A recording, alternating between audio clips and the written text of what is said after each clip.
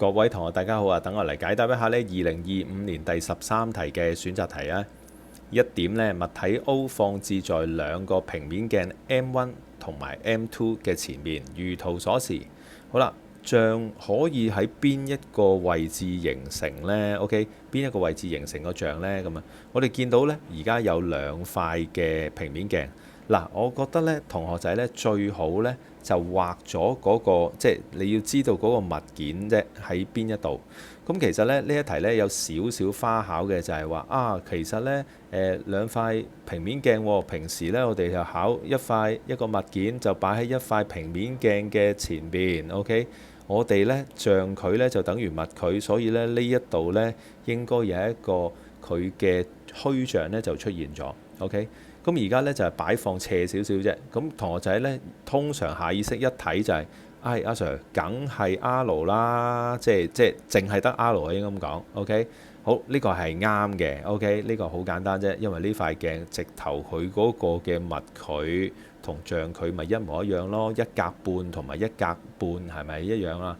咁所以咧答案咧 R 一定係有，咁所以咧已經去除咗嗰個 D 嘅答案啦。好啦，咁究竟 P 係點呢？咁樣，咦，同學仔一望呢，哇，好 P 好似係啱喎，咁樣，咁你就錯啦。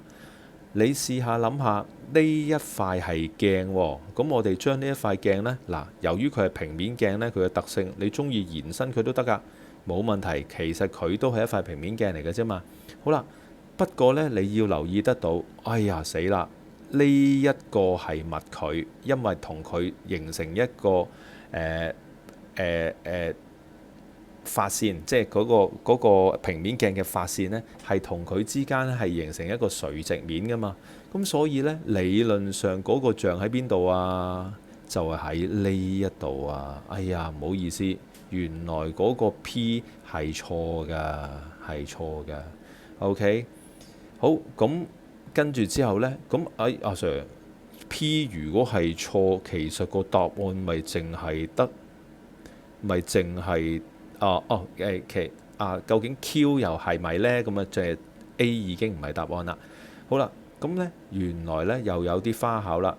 既然呢個係佢嘅像嘅話，OK，既然呢個係 O 嘅像嘅話，咁我哋呢唔好忘記喎，又係將呢一塊鏡嘅延伸版，死啦！